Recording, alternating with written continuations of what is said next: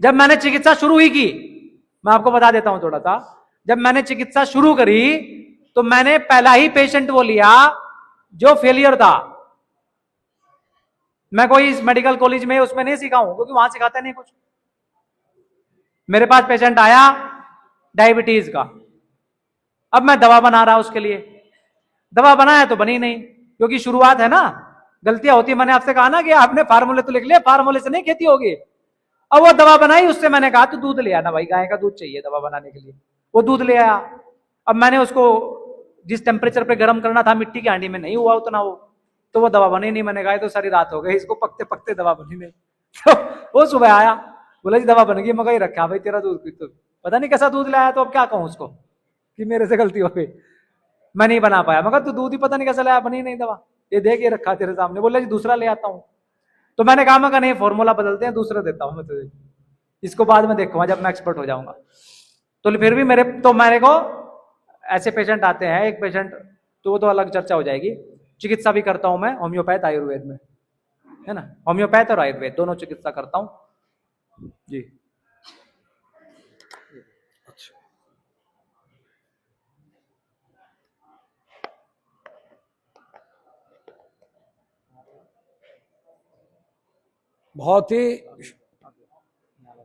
बहुत ही शानदार चर्चा ये चली है।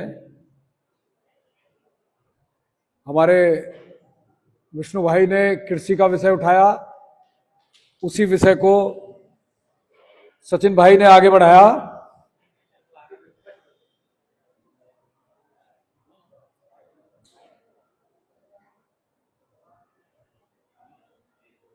हम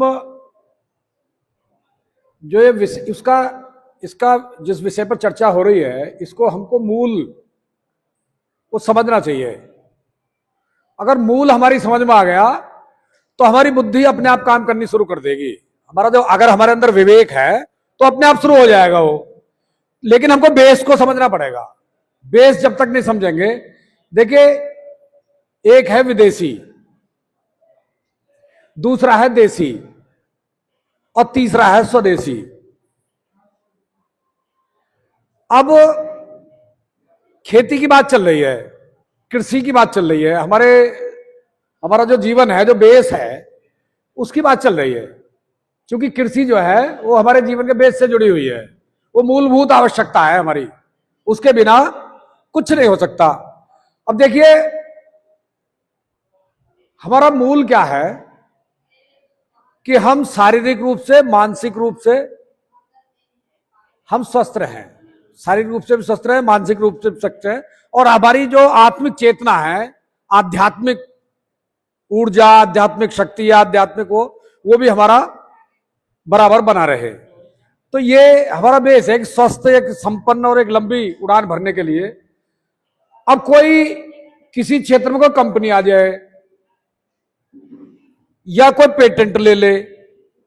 अब जैसे अभी उसकी पेस्ट की बात हो रही थी, भिन्न भिन्न प्रकार के पेस्ट हैं बाजार में। अब हमारे अंदर ये भर दिया कि भाई हमको विदेशी किसी कंपनी को पैसा वो नहीं देना है, उससे हमारा, अब वहां से क्या दो नुकसान होते हैं। एक तो हमारे शरीर को नुकसान पहुंचाने के तत्व उसमें डालते हैं, एक हमसे ही वो पैसा लेते हैं। अब उसके बाद आ गया देसी, जैसे पतंजलि का टूथपेस्ट है, वो देसी है। अब इससे हमको वो देसी है। स्वदेशी क्या है, नीम के पेड़ पर गए, दतून तोड़ी और अपना शुरू हो गए, वो है स्वदेशी। वो हमारा अपना है, वो देसी। पैसे वहां भी गए और जो देसी है पैसे वहां भी गए, दोनों जगह लुटे हम। अच्छा, लेकिन प्रकृति का क्या नियम है, परमात्मा का नियम। हमारे जीवन जीने के लिए क्या चाहिए हमको?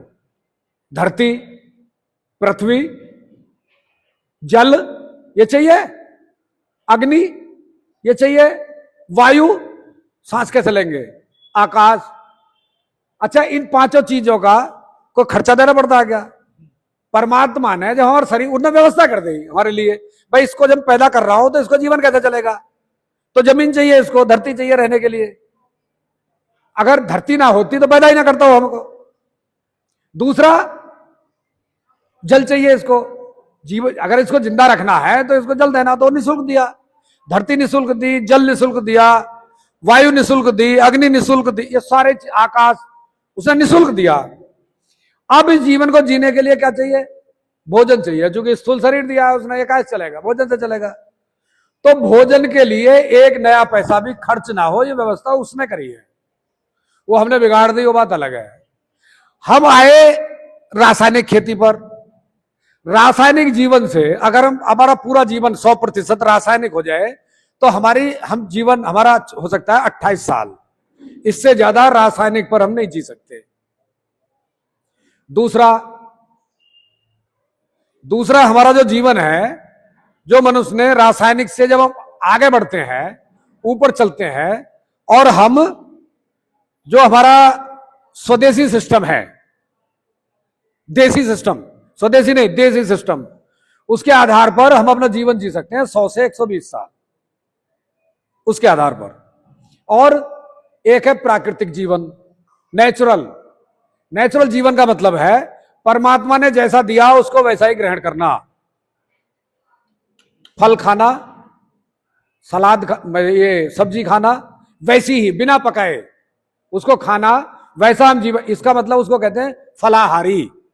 और मनुष्य जो है वो ना तो रासायनिक है और ना ही वो मांसाहारी है, ना ही वो अन्नहारी है, वो फलाहारी है। और हम प्राकृतिक मतलब स्वदेशी के आधार पर प्राकृतिक जीवन हम जीते हैं, प्राकृतिक भोजन करते हैं, तो हमारा जीवन चलेगा 300 से 320 साल। ये विज्ञान है। तो उसने सारी चीजें हमारी, अब जिस बिल्डिंग में हम बैठे हैं, इस बिल्डिंग में, इसको बंद कर दो और 10 साल इसका इस्तेमाल मत करो, 10 वर्ष तक। तो 10 वर्ष बाद जब हम इसमें आएंगे तो क्या हाल मिलेगा इसका? जर्जर खंडर, इसमें गंदगी इतनी, मतलब इतना धूल मिट्टी इतनी भर जाएगी 10 वर्ष में। लेकिन प्रकृति जो नेचर है, हमारी जो नेचर है, उसमें इतना मतलब वो पॉजिटिविटी है। अब जो 10 साल में ये इसकी हालत हुई है, क्या उसको सुधार करने में 10 साल लगेंगे हमको? उसको ठीक करने में दिन, 2 दिन या 4 दिन, 2 दिन 4 दिन में हम फिर उसको वैसा ही बना लेंगे। जो 10 साल में बिगाड़ हुआ उसको हम कुछ दिन में वो ठीक कर लेंगे। ये नेचर में है। इसलिए प्रकृति, हमारी जो खेती का जो सिस्टम है, खेती को स्वदेश प्राकृतिक जब हम बात करते हैं, प्राकृतिक का मतलब है एक भी पैसा खर्च किए बिना खेती होना, यह प्राकृतिक है। रासायनिक से ऑर्गेनिक पर हम आ गए, ऑर्गेनिक पर और ज्यादा खर्चा, लेकिन प्राकृतिक, नेचुरल, अब नेचुरल के लिए प्रकृति ने सारी व्यवस्थाएं दी हैं। प्राकृतिक खेती करना, वो सारी व्यवस्थाएं प्रकृति ने करके दी है। लेकिन गड़बड़ कहां हुई है? अगर मैंने गड़बड़ की होती तो उसको मैं बहुत जल्दी वो ठीक कर सकता हूं।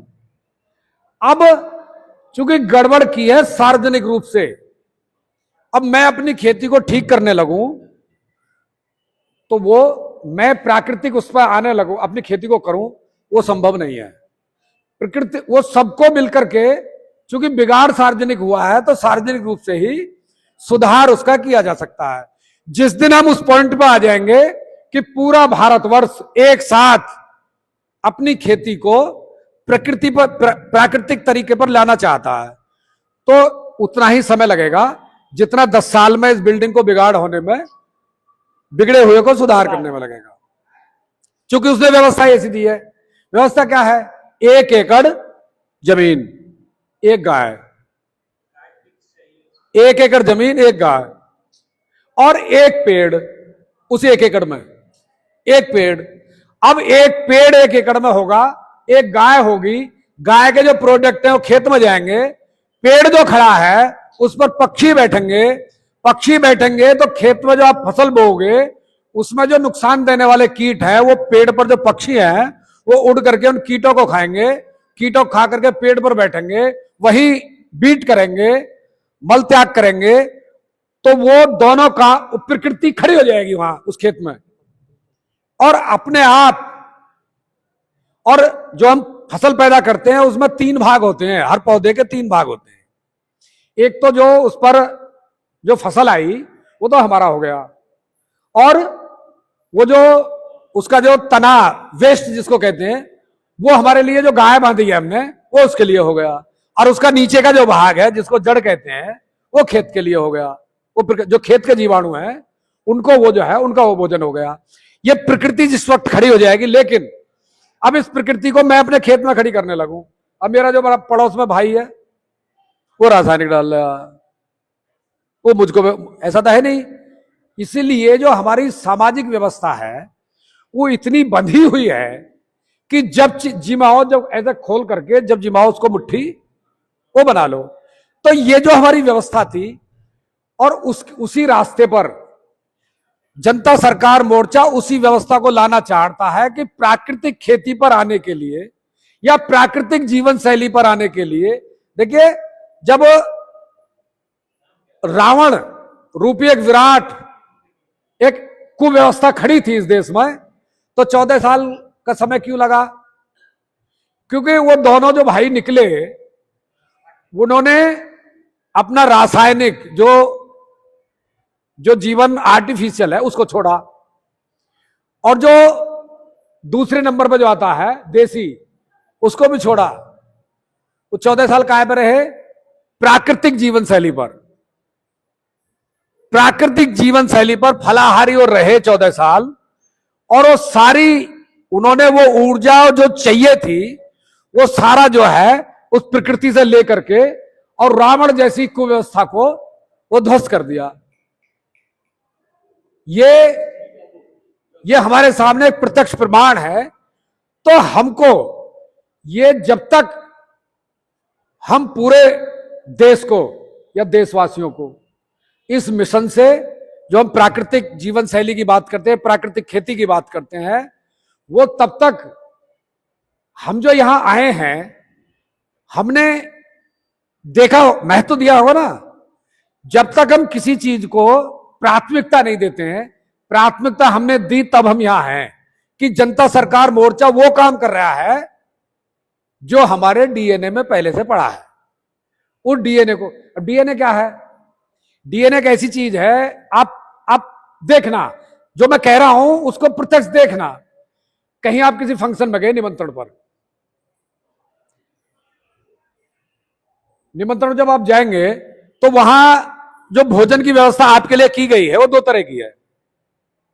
एक तो दिखावे के लिए, वो इसलिए की गई है कि अगर इसने मतलब मैंने अगर अपने यहां आपको बुला करके और जो हमारे जीवन के लिए, जो हमारे शरीर के लिए, जो हमारे स्वास्थ्य के लिए जरूरी है वो भोजन तैयार किया, तो लोग क्या कहेंगे, क्या व्यवस्था कर रखी है। स्वस्थ रहने के लिए जो व्यवस्था हमको चाहिए वो व्यवस्था कर रखी है। एक व्यवस्था वो है दिखाने के लिए, जिसको बढ़िया बढ़िया पकवान बोलते हैं, जो बहुत आज का आधुनिक भोजन वो भी है, और प्राकृतिक भोजन वो भी है वहां। तो अब देखना जहां दोनों व्यवस्था है वहां भीड़ कहां मिलेगी? दाल वाली पे, रोटी वाली पे भीड़ ज्यादा मिलेगी, या कचौड़ी पर, छोले पर, चावल पर वहां भीड़ ज्यादा मिलेगी? जहां गुड़ रखा है, साग रखा है, वहां ज्यादा भीड़ मिलेगी। अब देखना, इसको तुलना करके देख और खुद अपने पे मैच करना। दोनों तरफ जब आप देखोगे, विकल्प नहीं है तो बात अलग है। इसका मतलब हमको नेचुरली जो आवश्यकता है, मन को भी और शरीर को भी जो आवश्यकता है वो उस भोजन की है जो सादगी से भरा है। उस भोजन की जरूरत है, वो हमारे डीएनए में है। और वहां तो वो दिखाने के लिए है, वो हमारे स्वास्थ्य के लिए नहीं है, ना स्वास्थ्य की दृष्टि से बना है वो। तो वो इस चीज को हमको बहुत समझना पड़ेगा। तो आपके अंदर जो भारतीयता पड़ी है डीएनए में, वो आपको खींच करके यहां, इससे भी बड़ी बड़ी भीड़ के संगठन है, ऐसा नहीं है।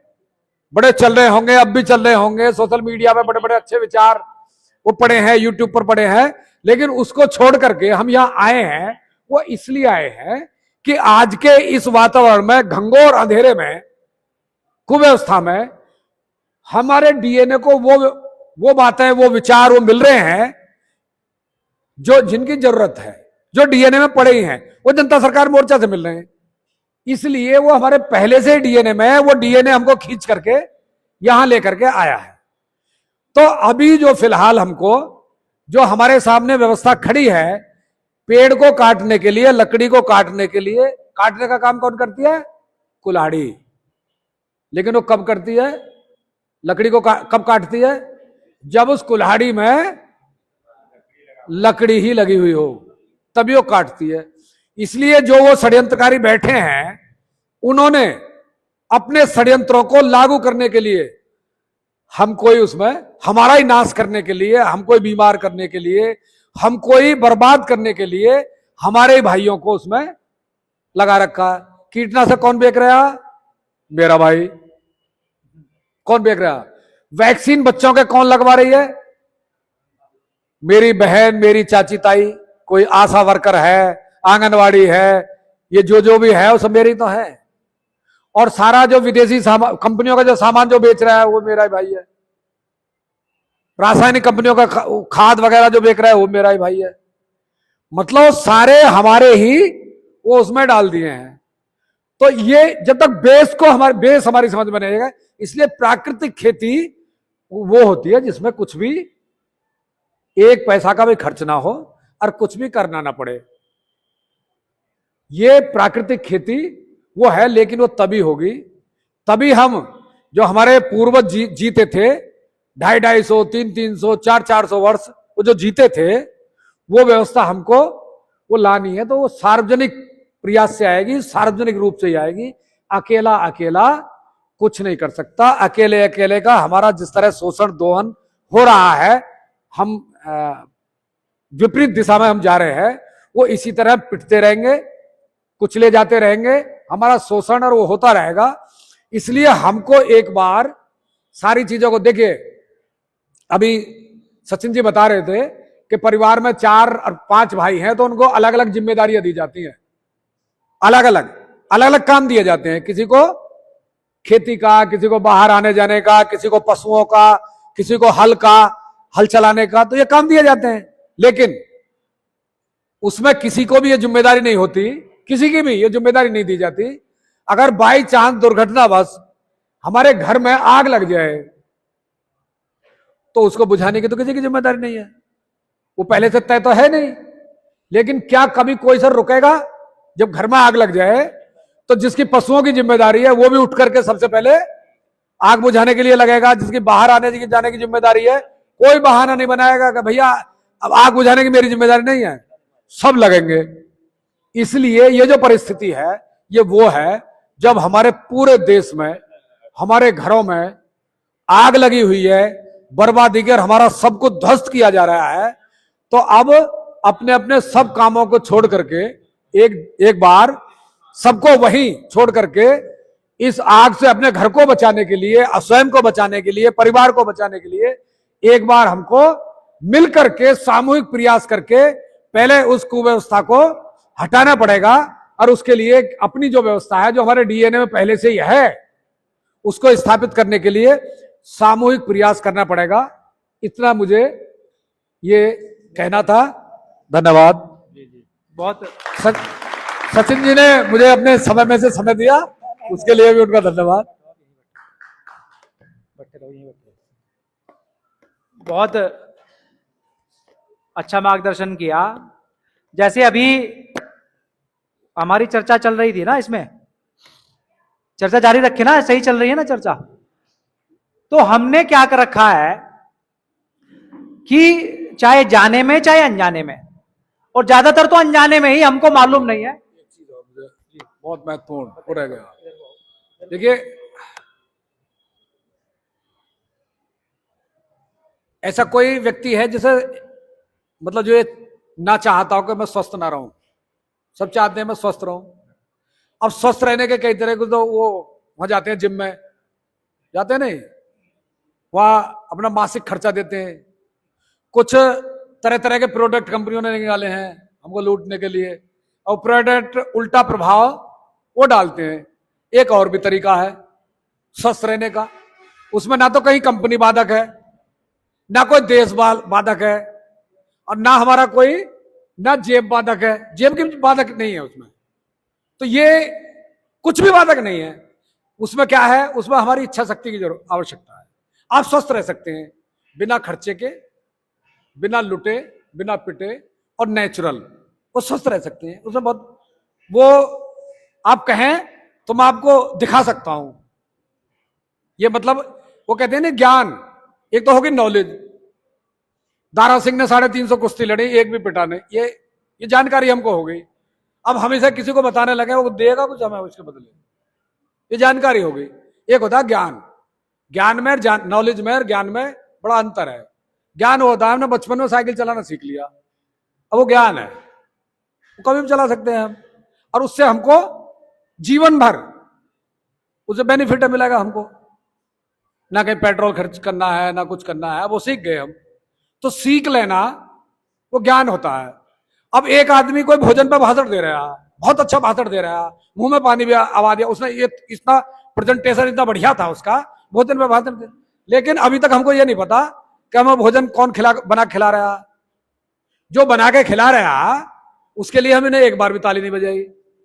और यहां जो हम गाल बजा रहे हैं, यहां से भाषण दे रहे हैं, गाली बजाना तो है, कई बार ताली बजा दी आपने। तो जो बेस उसने सीख लिया, अब उसका जीवन में काम आने वाला। जो हम सीख लेते हैं वो हमारे जीवन में, उसमें ना कुछ खर्च की जरूरत है ना किसी उसको, तो ये होता है ज्ञान। किसी ने कपड़ा बनाना सीख लिया, अब उससे वो जीवन चल रहा है उसका। किसी ने कुछ सीख लिया, किसी ने कुछ सीख लिया, अब वो सीखने का जो ज्ञान का जो प्रोसीजर है वो काट दिया। ज्ञान आधारित हमको क्या थोप दिया, डिग्री आधारित। अब मेरी कल डॉक्टर साहब उम्र पूछ रहे थे कितनी उम्र हो गई, तो 60 के करीब हूं मैं। तो मेरे विचार से अभी यहां जो मेरे सामने बैठे हैं वो सब नीचे ही है ना मुझसे, तो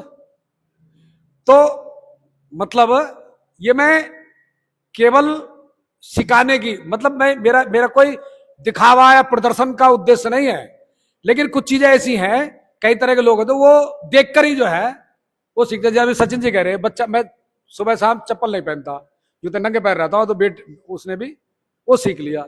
तो हमारा मनोबल मतलब ये देख करके कि भाई जब ये इतनी उम्र का आदमी ये कर सकता है तो हम क्यों नहीं कर सकते। तो उसमें ना तो कोई खर्चा लगना है और हम स्वस्थ रहेंगे, मस्त रहेंगे, तो उसमें दिक्कत क्या है। तो ये जो चीज है, तो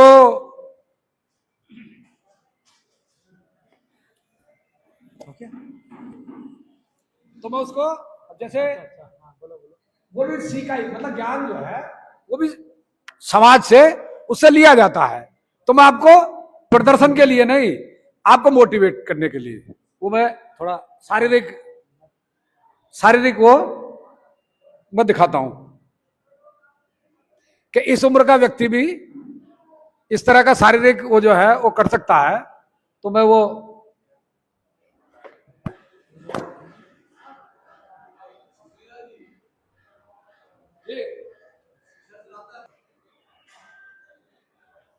देखिए,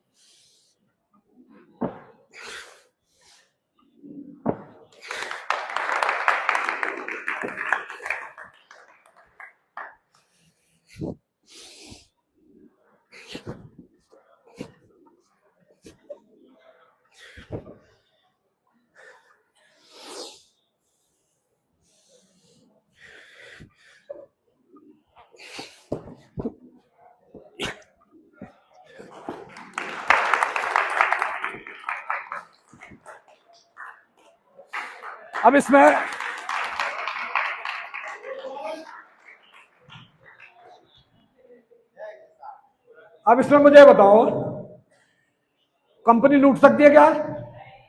किसी का पेटेंट काम कर सकता है क्या? तो ये जो जीवन शैली है, अगर इसको हम अपनाएं तो हम शारीरिक रूप से स्वस्थ रहेंगे, मानसिक रूप से स्वस्थ रहेंगे, और हमको देख करके जो हमारी फैमिली है, जो हमारा परिवार है, जो हमारे बच्चे हैं, भाइयों के बच्चे हैं, परिवार है, उसको क्या होगा। तो ये जो हम बार बार करते हैं बिजनेस, उसको अगर रोकना है, उसको अगर ब्रेक देना है, तो थोड़ा समय निकाल करके। अब मुझे एक बात बताइए, एक तरफ 1 कुंटल लोहा है और एक तरफ 100 ग्राम सोना है, क्या लोगे? लेकिन नहीं, बोझ मरना, लोहा लाना 1 कुंटल। अब जो हमारा खेत है उसमें अगर 1 कुंटल सोना पैदा हो जाए 10 कुंटल जहर की बजाय, तो वो 1 कुंटल ज्यादा बढ़िया नहीं?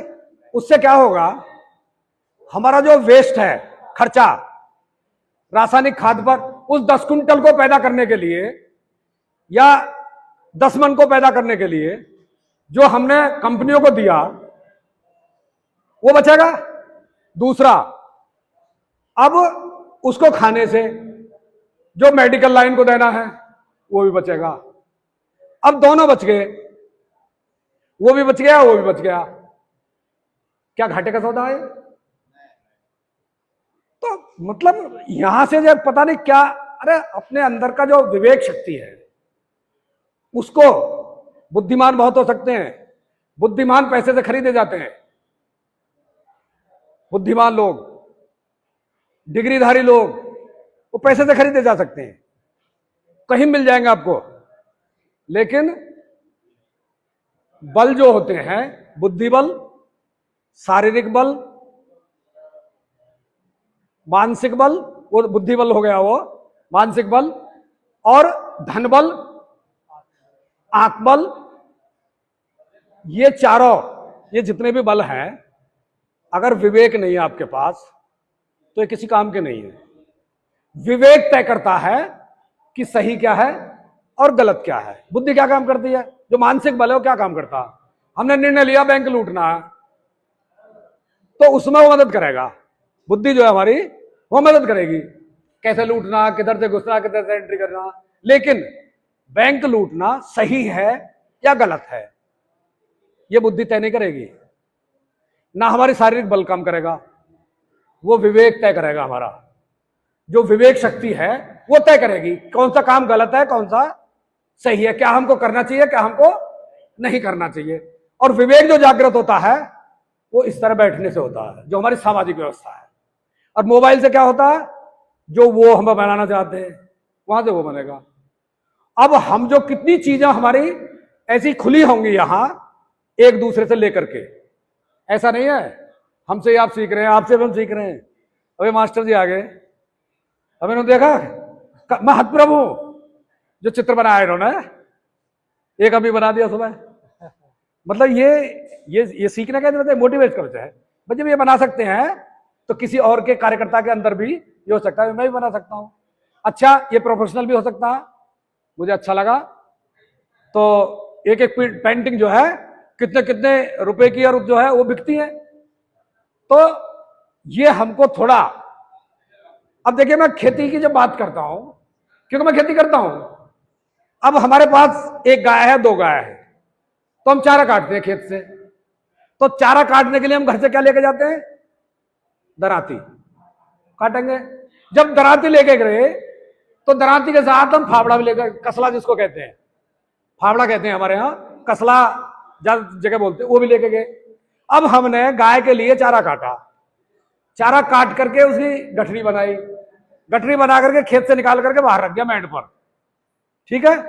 अब वो जगह खाली हुई, अब हम फावड़ा लेके गए, कसला, उतनी जगह को हम खुदाई कर सकते हैं उसकी फावड़े से।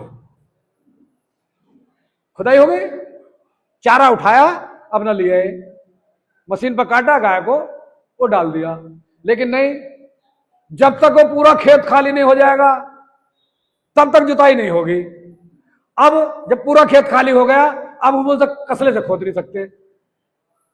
जितने बीज से हमने चारा काटा उतने बीज से तो हम रोज उसको, अब इससे क्या होगा, जुताई के पैसे बच गए, खुदाई होगी उसकी, हमने फावले से ही कर दिया। और जब फावले से खुदाई करेंगे तो मसल्स कैसी होंगी? प्रॉब्लम क्या, वो समय वो हमको मोबाइल में देना है, तो हमारा समय वहां से समय बच गया, शारीरिक लाभ हो गया, आर्थिक लाभ हो गया। लेकिन यहां की दिमाग की बात है, जिम जाना, कुछ तो मूर्ख ऐसे हैं सुबह तो जिम जाते हैं और फिर कहीं उन्हें जाना पड़ जाए तो मेट्रो पे कहीं, तो जो चढ़ेंगे ऊपर उन सीढ़ियों से नहीं चढ़ेंगे जो होती है ना जिसमें खड़े होकर चले जाते हैं ऊपर, वहां उस पर जाएंगे। मतलब वहां भी खर्चा दिया, बिजली का खर्चा हुआ, सारी एनर्जी वहां लगाई और फिर वहां अपना आराम चाहिए। अरे इस काम जो सुबह किया है उसमें सीढ़ी पे चढ़ जाता अपना कटाकट, तो शारीरिक रूप से भी ठीक होता और अपना वो खर्चा भी बचता, तो दोनों काम बचते। लेकिन नहीं, तो इसलिए खेती दुनिया का सबसे महत्वपूर्ण सबसे सामाजिक कार्य है, सबसे धार्मिक कार्य है और दुनिया का सबसे आध्यात्मिक कार्य है खेती। क्योंकि समाज को जोड़ने का काम, जिस समाज को जोड़ने का काम आज जनता सरकार मोर्चा के कार्यकर्ता निकल करके कर रहे हैं, वो खेती जो है वो अपने आप कर देती है। अगर ऐसा ना होता तो ये जो कहावत हमारे यहां है, उत्तम खेती मध्यम वंज करे चाकरी भीख समान, मतलब खेती दुनिया का सबसे उत्तम कार्य है, यह कहावत है हमारे यहां। और दूसरा इसका और प्रमाण है, परिवार में अगर 4-5 बेटे हैं तो खेती के लिए ये कहते थे कि जो सबसे अक्लमंद, सबसे बुद्धिमान, सबसे विवेकशील है उसे खेती के लिए रखते थे, और जो कम बुद्धि होता था उसके लिए कहते थे ये तो कहीं जाएगा किसी का नौकर बनेगा, शायद ये नौकरी करनी, ये अपने ये कभी चल ही नहीं सकता अपने आप, ये तो नौकर बनना, मतलब नौकर का मतलब गुलामी करनी किसी की, चापलूसी करनी किसी की, yes sir, no sir, thank you sir, okay sir, fine sir, ये तो सर दूसरे का जो है मतलब गुलामी करनी, ये खेती नहीं करता। इसलिए खेती जो है वो बहुत ही सहज सरल और उसके लिए विवेकशील व्यक्ति वो चाहिए, वो खेती का काम है। तो खेती इतना गूढ़ और महत्वपूर्ण विषय है, लेकिन चूंकि नाश सार्वजनिक रूप से हुआ है तो सृजन भी सार्वजनिक रूप से ही करना होगा। मैं चाहूं अपनी खेती को बचाने के लिए बच नहीं सकता, क्योंकि मेरा सगा भाई ही बराबर में रासायनिक डाल रहा है, मैं बच नहीं सकता। इसलिए ये काम ही ऐसा है सामूहिक, और उस सामूहिक कार्य को लेकर के जनता सरकार मोर्चा इस विजन को लेकर के चला है। तो एक बार हमको सारा काम छोड़ करके एक बार जो बिगड़ा है उसको ठीक करने के लिए निकलना पड़ेगा, क्योंकि जब घर में आग लगती है तो सबको मिलकर के ही बुझानी पड़ती है, जबकि किसी की जिम्मेदारी विशेष रूप से नहीं है आग बुझाने की, लेकिन वो सब अपने आप ऑटोमेटिक वो निकलते हैं, वो तो निकलना पड़ेगा। धन्यवाद। धन्यवाद। सिसोदिया जी ने अभी युवा का परिचय दिया आपको, और आपको दिखाया कि 60 वर्ष इनकी उम्र होने वाली है, इस उम्र में भी ये किस तरीके से हम युवाओं को चुनौती दे रहे हैं। पर इतने जल्दी हम हार स्वीकार नहीं करेंगे, क्योंकि हमने हार नहीं मानी है, हमने लड़ने की ठानी है। तो सिसोदिया जी ने आपको बताया कि भाई आज उल्टा हो गया है, इसका उल्टा क्या हो गया है कि जो सबसे थर्ड क्वालिटी का आदमी है उसको लगा रखा है खेती में, है ना, जिसको चौपड़ासी रखने को कोई तैयार नहीं, वो दुनिया का जो सबसे वैज्ञानिक कर्म है कृषि, उसको करने पे लगा रखा है। तो वो क्या करेगा? सभा सत्यानाश करेगा, है ना। वो तो भाई फर्टिलाइजर्स का गुलाम बनेगा, फिर कंपनियों का सामान लाएगा, पूछेगा जाके दुकानदार से, दुकानदार ने भी एग्रीकल्चर की पढ़ाई नहीं कर रखी, जो फर्टिलाइजर का सामान बेच रहा, उससे पूछेगा बीज कितना लगेगा यार 1 एकड़ में। अब उसको बीज बेचना दुकानदार को, तो जितना लगेगा उससे 1.5 गुना बताओगा, उसका बीज ज्यादा बिकेगा तो उसका प्रॉफिट ज्यादा। कंपनी ने पहले से ही कंपनी को भी प्रॉफिट करना, अगर 10 किलो बीज लगना तो कंपनी ने पहले ही 12 किलो की पैकिंग कर रखी, 1 एकड़ के लिए। तो वो ये पूरा चेन है ना। तो हमारी क्या जिम्मेदारी है इस ट्रेनिंग के माध्यम से। विष्णु भाई ने जो विषय शुरू करा था आपको खेती के बारे से उन्होंने शुरू किया, तो उसमें हमारी जिम्मेदारी ये है कि हम कुछ लोग ऐसे निकले, जितना भी काम अब तक हुआ है किसी भी क्षेत्र में, जो 3 दिन से चर्चा चल रही है लगातार, उसमें आपको इतना तो पता लग ही गया होगा कि मौलिक काम अभी तक नहीं हुआ है। मौलिक काम का बड़ा अभाव है, हमको मौलिक काम करना पड़ेगा। तो कुछ लोग अगर इसमें निकलेंगे, कोई भी विषय पकड़ लो आप, साइंस है वो सारा फ्रॉड है, और डॉक्टर साहब आपको बता ही रहे हैं।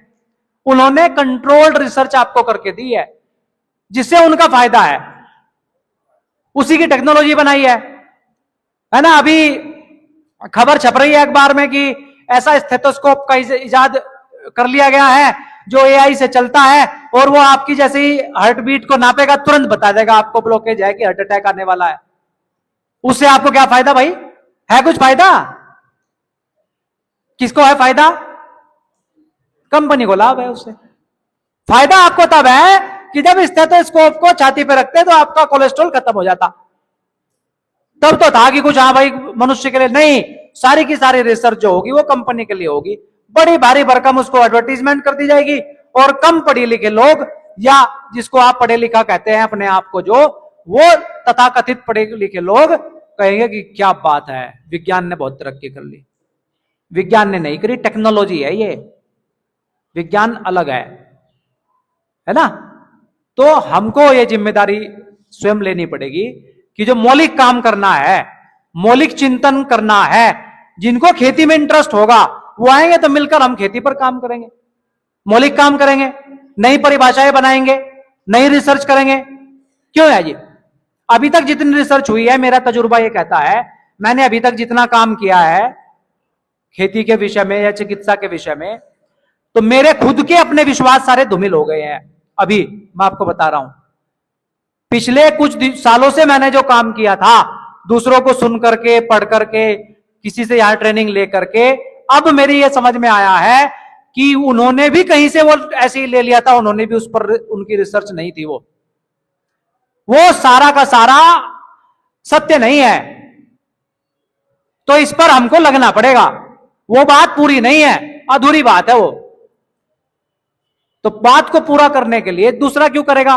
देखो अभी जो स्ट्रक्चर बना हुआ है, जो Indian council for agriculture research है, जब आप इसके मूल में जाओगे तो आपको पता लगेगा इसकी स्थापना भी अंग्रेजों ने करी 1905 में। पूसा की स्थापना अंग्रेजों ने करी, तो भाई वो आपके लिए क्यों करेंगे? उन्होंने भारत की खेती को अध्ययन करने के लिए करी, ये बात ठीक है, लेकिन क्या अध्ययन करने के लिए करी कि भारत की खेती दुनिया में इतनी उत्कृष्ट, इतनी उन्नत कैसे है, जब हमारे यहां पैदा नहीं होता, यहां कैसे होता है? मुगल काल के दस्तावेज और अंग्रेजों के दस्तावेज ये बताते हैं कि भारत में 55 क्विंटल धान प्रति एकड़ उत्पन्न होता था। कहां होता था? नदी किनारे जो क्षेत्र हैं वहां, जहां ह्यूमस पूरा था, मिट्टी हर जगह नहीं होता था। इसको ध्यान रखना, क्योंकि जब ये बात बोली जाएगी और कृषि वैज्ञानिक फिर आपके गांव में बताएगा कि झूठ लिखा हुआ है, ये बात तुम्हारे यहां तो नहीं होता था। दक्षिण भारत के कुछ एरिया में, बिहार के एरिया में, है ना, पंजाब का एरिया जो इतना समृद्ध था खेती में, इसीलिए इंटेंशनली खेती के वैज्ञानिकों ने उसको बर्बाद कर दिया। पूरी जमीन अबंडंट हो गई है, बंजर हो गई है, क्योंकि जो टेक्निक से उन्होंने डेवलप करी है, जहां से वो टेक्निक आई है, उन्होंने अपने आप को ही बर्बाद कर लिया है। अमेरिका में हजारों एकड़ जमीन कृषि योग्य है, 300 साल के लिए उस पर बोर्ड लगे हुए अबंडन फॉर 300 ईयर्स, कि अब ये 300 साल तक पुनः अपनी शक्ति को प्राप्त नहीं कर सकती। जी हाँ, भोजन कर लीजिए, क्योंकि डॉक्टर साहब भी आ गए हैं हमारे बीच। हाँ ऐसा करो, फिर नहीं कर लिया ना, वो बीच में ही चालू कर दिया था। जो जिन्होंने नहीं किया वो कर लेंगे, क्योंकि सत्र जो है डॉक्टर साहब लेंगे, तो जो कर चुके हैं उनसे हम बात कर ही रहे हैं, कुछ बाहर कर रहे हैं भोजन, कोई दिक्कत नहीं है। तो वहां जो है ना वो हो गई है, 300 साल के लिए अबंडंट हो गई है, पंजाब में कुछ एरियाज में ऐसी स्थिति पैदा हो गई है अब कि भूमि 300 साल तक अपनी शक्ति प्राप्त नहीं कर सकती है। अब कुछ एरियाज में गांव ने पूरी लेयर मिट्टी को हटा दिया है, गांव के गांव बर्बाद हो गए, बेचने के कगार पे है। और जो भारत की एग्रीकल्चर नीति को बनाता है नीति आयोग में, वही पहले पंजाब की नीति बनाई थी, उसी वैज्ञानिक जो सलाह देता है, तो भारत की भी मिट्टी को ऐसा ही कर देगा वो। तो इसको बचाने में क्या है, वो थर्ड क्लास आदमी इसको काम नहीं कर सकता है। तो खेती जो है ना, आप बाई चांस नहीं कर सकते खेती को, सेकेंडरी काम से भी नहीं हो सकती खेती। फुल टाइम जॉब है, समझे हुए आदमी का काम है, ना किसी फार्मूले से हो सकती खेती, समझ से होगी आपकी। आपको समझ होगी तो आप खेती कर पाओगे, नहीं होगी तो नहीं कर पाओगे। मौलिक काम हुआ नहीं है अब तक दोस्तों, मैं आपको बता रहा हूं। और मौलिक काम इतना आसान है, बहुत आसान है, उसमें कुछ करने की जरूरत नहीं है, थोड़ी सी आपको समझ बनानी है, बस आपको अपनी समझ को बढ़ाना है। तो यहां से जो साथी आएंगे कि हमको खेती पर काम करना है, तो हम सब मिलकर खेती की यात्रा शुरू करेंगे। अनुभव से आएगी वो, उसमें दिक्कतें भी आएंगी, उसमें हमको रिसर्च करनी पड़ेगी, उसको लैब टेस्टिंग भी करनी पड़ेगी, और वहां की रिपोर्ट का कोई भरोसा नहीं है। क्योंकि मैं तो चिकित्सा से जुड़ा हुआ आदमी हूं, मैं वहां गया मेडिकल में, बताता हूं आपको, अपने जिला अस्पताल में, तो वो मुझे जानते थे, तो वो मेरे को, मैंने कहा यार इसका ब्लड टेस्ट करवा दो एक साथी का, बोला यहां मत कराना। वहां के डॉक्टर मुझे कह रहा है सरकारी अस्पताल का, मैं कहा क्यों, बोल रहे यहां ऐसा ही है, ब्लड लेंगे सैंपल यहां फेंक देंगे, रिपोर्ट कुछ और दे देंगे। तो वो आपको लैब भी अपनी बनानी पड़ेगी जब आपको रिजल्ट प्योर लाने हैं, ये काम हमको करना पड़ेगा। और वो इसको नहीं होने देना चाहते हैं। जैसे सिसोदिया जी ने आपको कहा कि बर्बादी जो है ना वो सामूहिक हुई है, तो समूह ही इसको करेगा, ठीक, व्यक्तिगत रूप से नहीं होगी। एक बहुत अच्छा प्रश्न है, एक साथी ने दिया है, डॉक्टर साहब इस पर प्रकाश डालेंगे क्योंकि ये इतना, हाँ ना कोई दिक्कत नहीं, अभी तो आप करो। तो ये बहुत अच्छा प्रश्न इसने दिया है, इस साथी ने, कि दोन क्षेत्र से आया हूं मैं बिहार के, क्या नाम है, किसने दिया भाई ये, उन्होंने बहुत अच्छा प्रश्न लिखा, युवा ने, ये बहुत जबरदस्त प्रश्न है, इसको डॉक्टर साहब देंगे कि वहां के लोगों ने वोट का बहिष्कार कर दिया है, और किन मुद्दों पर कर दिया है, बर्बादी के लिए मुद्दे हैं वो, जिन मुद्दों पर उन्होंने बहिष्कार किया है कि ये अगर होंगे तो हम वोट देंगे। वो डॉक्टर साहब का विषय है, क्योंकि वो बहुत ज्यादा अच्छे से इसको बता सकते हैं, मैं उसको ज्यादा टच नहीं कर पाऊंगा, इसलिए वो इसका उत्तर देंगे और यहीं से वो अपना बात शुरू करेंगे। मैं आपको जो निवेदन कर रहा हूं वो ये कर रहा हूं कि जिनको खेती में इंटरेस्टेड है, विष्णु भाई, वीरेंद्र सिसोदिया जी और हम और वो जो साथी हैं, वो मिल करके इस यात्रा को पुनः चालू करेंगे, ऐसा मैं समझता हूं, ये मेरा विश्वास है। अब तक का जो मेरा अनुभव है ये है कि इस पर बहुत काम करना बाकी है, और ज्यादा मेहनत उसमें नहीं करनी है ना, वो हमको करना है। दूसरा, उन्होंने क्या व्यवस्था कर रखी है, देखो इसको समझना आप, उन्होंने व्यवस्था ऐसी, जो जिन भाइयों को भोजन करना है वो कर सकते हैं, अपनी चर्चा तो चलती रहेगी, कोई दिक्कत नहीं उसमें। ये यात्रा लंबी है क्योंकि निर्माण करना है। आप इस चिंता को छोड़िए कि न्यू वर्ल्ड ऑर्डर कैसे रुकेगा। कुछ लोग हमसे पूछते हैं, हमारे साथी जिन्होंने पहले ट्रेनिंग ली, वो बोले कि यार 3 साल से ट्रेनिंग चल रही है, 3 साल से बात चल रही है, 3.5 साल से ज्यादा हो गए, ट्रेनिंग बात चल रही है। अरे मैं कहा भाई, जब कपड़ा खादी का बनाना है, जिसकी फ्रीक्वेंसी 100 से 200 के बीच में हो, तो वो चाहिए खादी का कपड़े के लिए धागा है ही नहीं, तो खादी का कपड़ा कैसे बनेगा, है ना। तो उन लोगों की खोज जारी है, उन लोगों की खोज चल रही है ये, क्योंकि ये रास्ता लंबा है। तो जिनको धैर्य है वो आए आगे, जिनके पास धैर्य नहीं है वो कोई दिक्कत नहीं है। अब धैर्य आएगा कैसे, लंबा आप तब चल पाओगे जब आप कोई क्रिएटिव काम करते होंगे। किसी भी अभियान को लंबा तब चलाया जा सकता है जब उसमें रचनात्मक कार्यक्रम जुड़ा हुआ हो। तो इसलिए जनता सरकार मोर्चा का क्या विजन है, शिक्षा, स्वास्थ्य, न्याय, राजनीति, खेती और धर्म से पूंजीवाद का खात्मा, जल, जंगल, जमीन और जानवर पर निर्णय लेने का अधिकार स्थानीय लोगों का, रोटी बेटी माटी, खाप खेड़ा गांव। तो इनमें से जो भी आपके इंटरेस्ट एरिया है उस पर आप काम करना शुरू कर दो, क्या दिक्कत है। इतना बड़ा परिवार है, इतने लोग हैं, हम सब आपस में मिले हुए हैं, सपोर्ट करेंगे एक दूसरे को, आगे बढ़ेंगे, क्या दिक्कत है। लेकिन अगर ये आप ये कहो आज ही हो जाए, ऐसे हो जाए, ऐसे नहीं संभव है, ऐसे संभव नहीं है।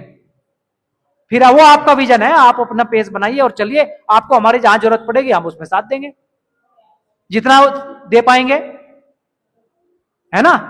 तो इस यात्रा को आप ये मान करके चलना, नहीं तो फिर आपको बीच में छूटोगे, भागोगे, फिर गाली दोगे आप अभियान को। ये एक बहुत खतरनाक स्थिति भारत में पैदा हुई है कि साथ में चलने वाले साथी, मान लो आज हम और शिवचरित्र जी साथ चल रहे हैं, डॉक्टर साहब के नेतृत्व में हम काम कर रहे हैं, कभी ऐसी पोजीशन आ जाए हमारे विचार डॉक्टर साहब से ना मिले, तो इसका अर्थ मत भिन्नता का मतलब यह थोड़ी होता है कि विरोध। अगर कहीं मत भिन्न है तो हमको अपने विचार से करके देख लेना चाहिए। ये थोड़ी है कि एक दूसरे के ऊपर छीटाकशी करें जी, ऐसे नहीं होगा जी, मेरी बात परम वाक्य है जी, ऐसा नहीं होता है। प्रकृति में सबके पास विचार आते हैं और सबको अधिकार, आप करके देखो उसको। ये नहीं है कि छीटाकशी करो, ये बहुत खतरनाक स्थिति भारत में आ गई है ना। विश्वासघातियों का युग, विश्वासघातियों का जो वर्ग है वो इस युग में जितनी तेजी से पनपा इतना पहले कभी नहीं था। इसलिए सबसे मुश्किल काम है, सबसे मुश्किल समय में, सबसे विपरीत परिस्थितियों में, सबसे विषम परिस्थितियों में हमको अगर यह काम करने के लिए प्रकृति चुन रही है तो यह समझो कि सबसे बड़े सौभाग्य के भागी बनने का अवसर हमको दे रही है। क्योंकि चुनौती जितनी मुश्किल होगी, है ना, उतना ही अवसर बड़ा आपके लिए पैदा करेगी। दोनों काम है, अवसर भी है, चुनौती भी है। आपका नजरिया कैसा है, आप ग्रैब करो चुनौती को। हमारे पास अवसर भी है, दुनिया को रास्ता भारत दिखा सकता है। क्यों दिखा सकता है? क्योंकि भरण पोषण की अग्नि भारत के पास है। आज आपने देख लिया ना, ये दुनिया ने भी देख लिया, जब उन्होंने टेस्टिंग करी लॉकडाउन लगा करके तो भारत को कोई दिक्कत नहीं हुई। गांव में, गांव के आदमी को कोई दिक्कत नहीं है। लॉकडाउन भी लगा दोगे तो वो खेत जा ही रहा है, पशुओं को चारा ला ही रहा है, उसको बल्कि फायदा हुआ, उसका पेट्रोल खत्म हो गया। उन्हीं को नुकसान हुआ क्योंकि जो बड़े व्यापार थे वो ठप हो गए। भारत को नुकसान नहीं हो सकता, तो हमको भारतीयता में वापस आना है। उन्होंने व्यवस्था क्या बना रखी है, आपकी फ्रीक्वेंसी को लो करने की सारे इंतजाम कर रखे हैं।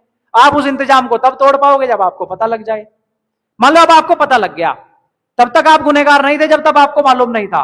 अब आपको पता लग गया है, मालूम हो गया है, तो अब आपको फिर यहां से बदलाव शुरू करना चाहिए। नहीं करते तो फिर जो तटस्थ हैं, समय लिखेगा उनके भी अपराध।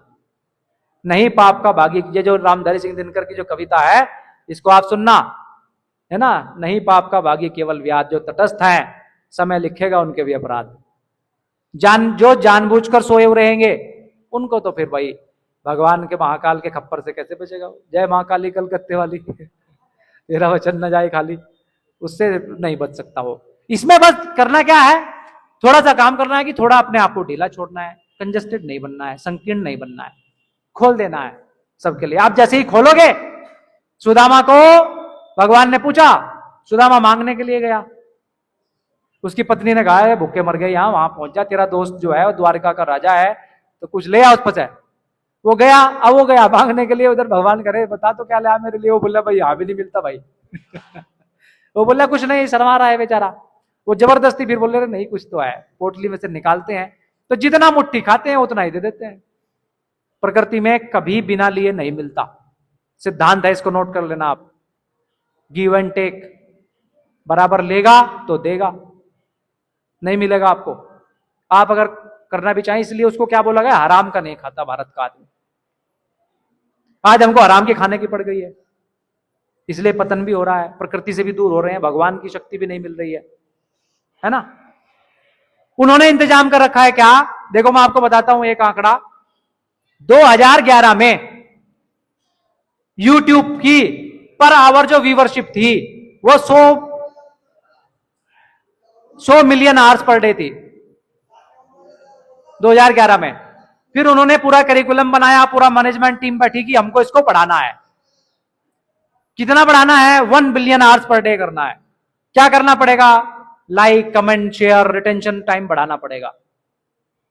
इस पर उन्होंने काम किया। दिखा क्या रहे हैं आपको, अश्लीलता क्या दिखा रहे हैं वो, ऐसी ही फिल्मों को बढ़ावा मिलता है, भले ही उसको लोग ना देखते हो। इस एल्गोरिदम को आप समझना, जैसे ही कोई ऐसे गाना होगा जिसमें चोरी, बदमाशी, हथियारों की बात हो, व्यभिचार की बात हो, अश्लीलता की बात हो, अश्लीलता का नंगा नाच हो, वैसे गाने की एल्गोरिदम को वो इस तरीके से सेट करेंगे, चाहे उसको लोग ना देखें, एल्गोरिदम इस तरीके से सेट करेंगे कि 1 मिलियन व्यूज इन 1 आवर। इस तरीके से, क्योंकि सिस्टम उनका है। तो आपको क्या लगेगा, बोले यार ये गाना चल रहा है आजकल, समाज है शायद ऐसा, समाज इसको देख रहा है तो मैं भी देख लेता हूं, क्योंकि समाज में 85% लोग दूसरों को देख करके या प्रभावित होकर के निर्णय लेते हैं। ये उनको मालूम है, उन्होंने रिसर्च पहले कर रखी है। अमेरिका के अंदर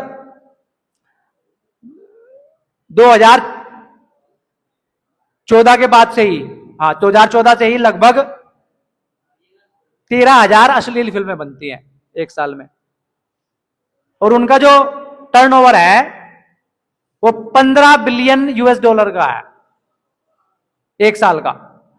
और जो मेन स्ट्रीम है हॉलीवुड सिनेमा, वो 500-700 फिल्में बनाते हैं साल में, उनका टर्नओवर 5-7 बिलियन का है। मतलब जो बुराई है, जो समाज को बिगाड़ने वाली बात है,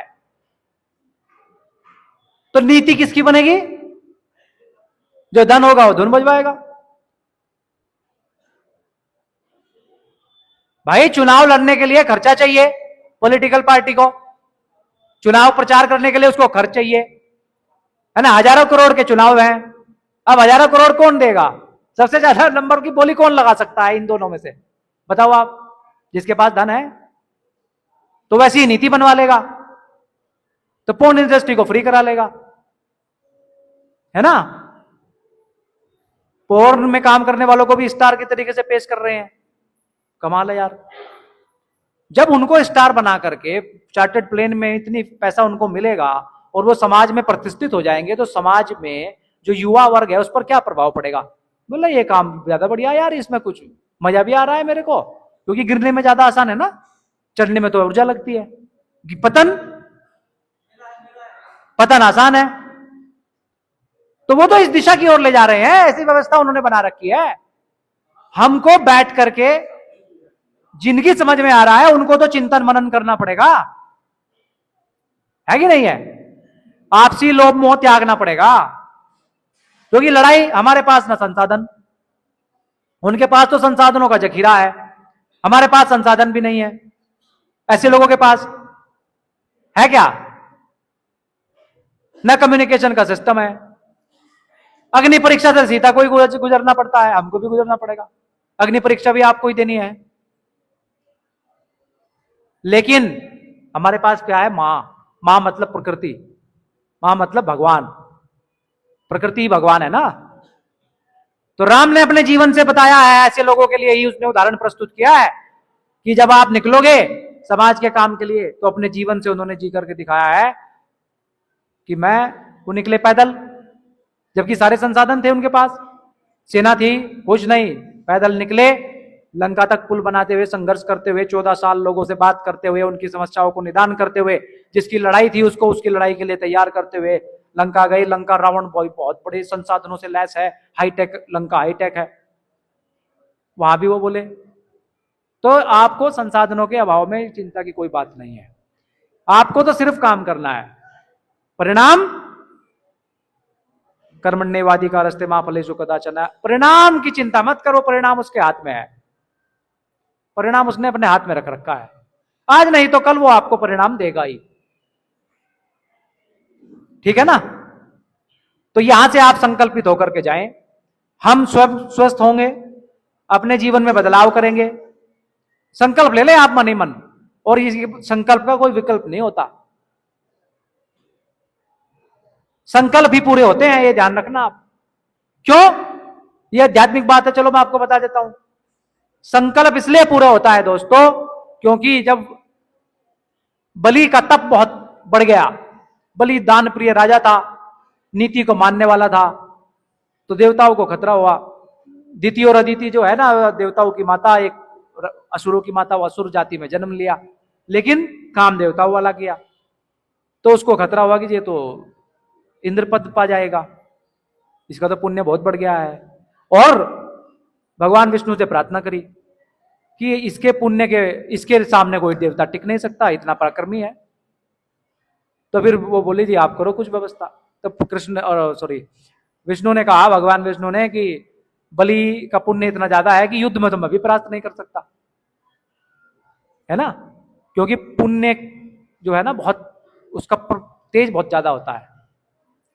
तो वो बोले फिर क्या करूं? बोले करता हूं कुछ उपाय, मांग कर ला सकता हूं, क्योंकि बलि दान प्रिय है। तो जाते हैं वामन अवतार करके, वामन अवतार धारण करके जाते हैं बलि के दरबार में, मांगते हैं उससे। बोले कि बताओ, बोले थोड़ी सी भूमि चाहिए। कितनी चाहिए? बलि बोला। वो बोले कि दे दोगे तुम? बोले अरे जो ले लो जितनी चाहिए तुमको। वही सन्यासी है, नाटा सा आदमी है, कितनी? बोला जी 3 पग भूमि चाहिए। बोला ठीक है ले लो। 2 पग में ही धरती नाप ली, तीनों लोग। एक लोक में धरती, दूसरे लोक में तीनों लोग नाप लिए। बोले तीसरा लोक पद कहां रखो अब बता? बोले सर पे रखो। उसमें भी पुण्य बलि ने ले लिया, अपना भी त्याग कर दिया। तो फिर ये हुआ, जंगल को चले गए। जिनका भोजन नहीं हुआ वो कर लेना ना, जिन्होंने कर लिया वो यहां बैठ जाएं, क्योंकि समय कम है तो बात पूरी करनी है। डॉक्टर साहब आ गए हैं तो वो करेंगे चर्चा आगे। तो वो गया फिर जंगल को तपस्या के लिए, राजपाट तो सारा चला गया। जंगल में गया तो इंद्र उससे पूछने के लिए आए, उसका अट्टहास करने लगे इंद्र बलि का।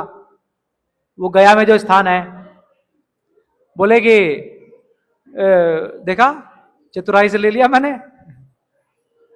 तो वो बोले, बलि बोले कि कोई दिक्कत नहीं है, चतुराई से तो ले लिया, कोई दिक्कत नहीं है इंद्र, राज्य लिया है, पराक्रम थोड़ी दिया है। पराक्रम अभी है मेरे पास, आजा 2-2 हाथ कर लेते हैं, पता लग जाएगा। तो इंद्र को फिर उन्होंने कहा कि ये देख मांगने के लिए कौन आया, तीनों लोगों का अधिपति,